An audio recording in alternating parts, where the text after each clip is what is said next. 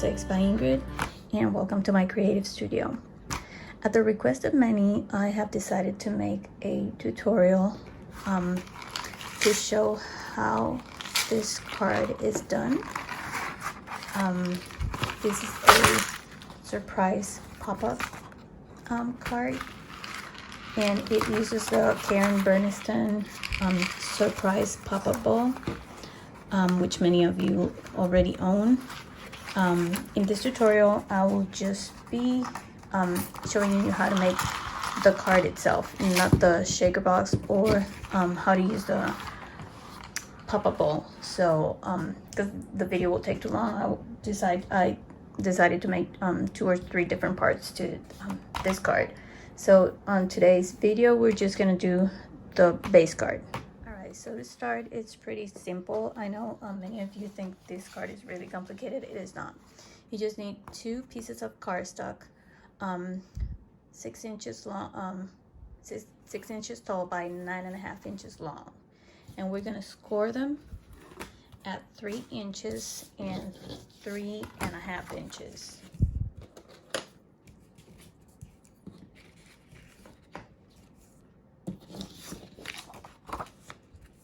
So we're gonna score at 3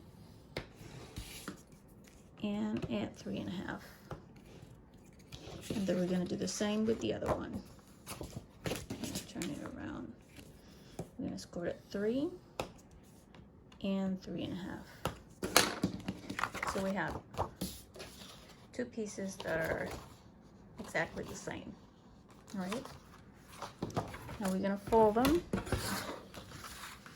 along those score lines, and this will create the gusset or spine that you see on my cards.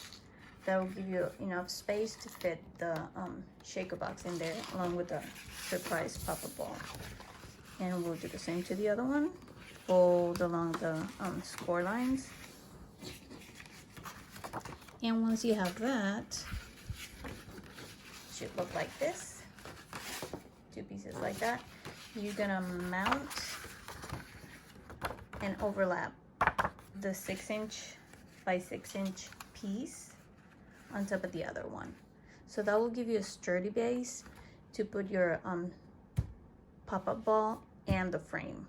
All right, so you just need to add the glue, and I like to use the 3-in-1 beacon just because it dries quickly, but it gives you a few seconds to shift the paper if it's not aligned correctly. And if you spill it, you just rub it off. So just like that. Make sure you aligned the edge of this part with the score line, and then just glue, flip it, and make sure that it is aligned there as well, and it should be, because it's exactly 6 inches on both. And that's it. That's your card. Now I'm going to show you how to decorate it. So to decorate your card, you're going to need 2 pieces of 5 7/8 by 5 7/8. I choose different colors because one is going on the back, one is going on the inside. You're going to need 4 pieces that are 7/16 of an inch wide by 5 7/8 long. So you need 1 for the inside. Those are going in here, and then 2 for the outside. All right.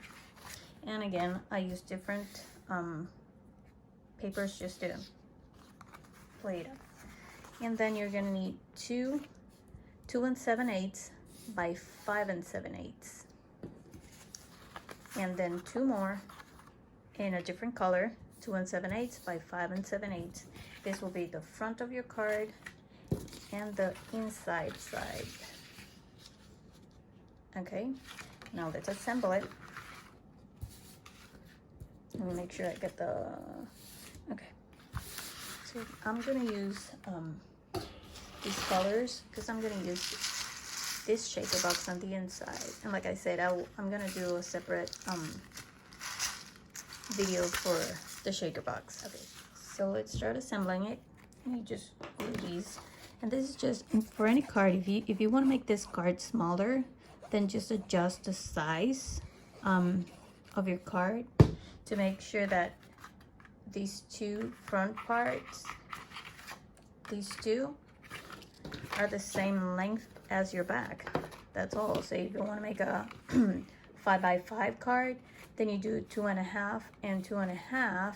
You will add 1/2 inch to the side, so it will be 2.5, 3, and then 5 on the back, and it will be 5 inches tall. I hope that makes sense. Okay, let's glue that in there, and you'll get a 1/16 of an inch border, since we're cutting it shorter and smaller than the actual card. And I know that a lot of people get intimidated by it and think that, oh no, I cannot do that. It's super easy to make. The hardest part is the decoration, just to figure out what papers you're gonna use, and that's always the hardest part for me. Okay, so we got those two, that's done, and then we'll do the gusset or the spine. Now these I cut at 7/16 of an inch by 5 7/8, like I said.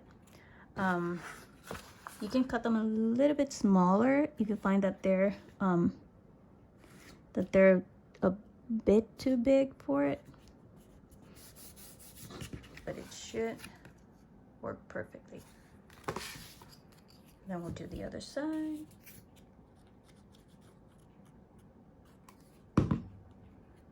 Make sure it's on the same direction, facing the same way.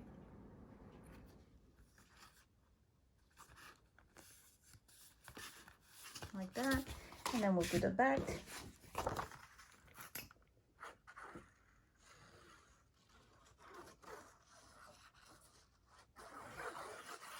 And this card is easy to decorate if you have if you purchase the paper pads, because then you have all the combination you need. I mean, all the papers will match, and you get printed and solid papers, so it's really fun to make it like that with the paper pads.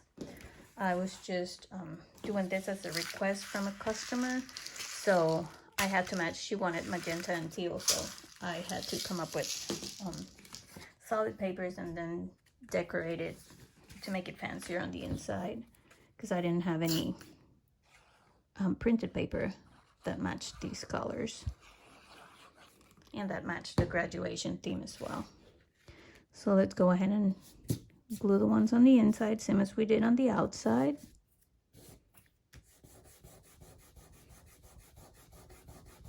Like I said, this glue, if you spill it, you just rub it off and it comes off, but you have to do it immediately as it spills, otherwise it will just glue itself in there.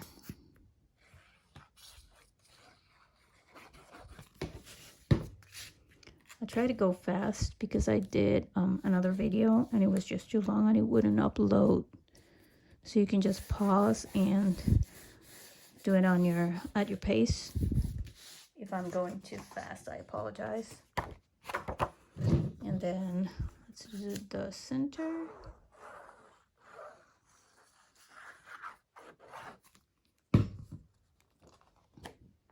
And at the end of the video, I'm gonna put a photo with all the measurements so that you guys can have it easily. Okay, I'm gonna grab another glue because this paper doesn't like this glue. Okay, so for this paper, I'm gonna use the Bearly Art Precision craft glue, just because this paper, for some reason, doesn't like the beacon. Seems like the fumes in it just discolor the paper, and it just damages it. I put it in a smaller bottle so it's easier to handle.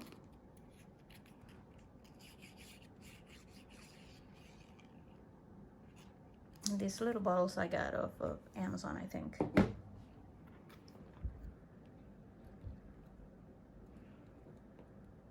I forgot to mention I used 110 pounds cardstock, white cardstock for the base.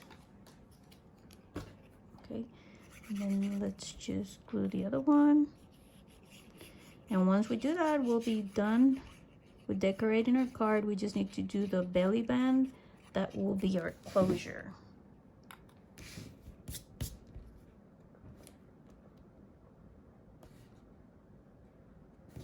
All right, there we go. It's all ready. Decorate in the front and in the back. Now let's make the belly band. So for the belly band, I'm gonna use 2 pieces of 1¼ inch tall by 8 inches wide, and we're gonna overlap 1/2 inch. I'm gonna use tape on this one, and I'm not gonna close the card. I'm not gonna close the belly band just because I'm not sure how thick or how strong my shaker box is gonna be when I put it all together. I always leave it at the end. I leave it for the end just to make the closure, just because I can customize it to, you know, whatever the size or the exact measurements of the card will be. Not the measurements of the card, because the card it's already measured, but how strong is the pop-up. Sometimes you see how it's kind of pushing a bit. Sometimes for some reason it pushes more, just because maybe the papers are not that heavy, the ones that I use to decorate, so it presses more towards the front. And sometimes, like on this one, I had to overlap a bit. You see how I overlap that? That allows me to tighten the band a bit more, which keeps it more flat. I hope that makes sense. Okay, so we're gonna place our card on top of our belly band and try to center it and pull it back a little bit. And what we're gonna do is we're gonna fold this one over at the first fold of the spine. Okay, we're gonna fold it like that, and then we're gonna do the same on the other side. Make sure they're both leveled and make that crease, and then open it up, and then we're gonna push and make that spine straight. Same with the other one. We're gonna do one first. So we got that one. Once that spine is straight, then we're gonna make that other crease. All right, and then we'll do the same on this side. Make that crease, and that's your belly band. Like I said, I will not tape it until I have my pop ball inside, and I left this much extra just in case you needed to you know, trim it down or anything, or you know, just in case. I would rather have excess than, you know, an excess of paper, rather than have it being too tight and then need a little bit more space just because of that. Okay, so once you get your shaker box on your pop ball in, you're just gonna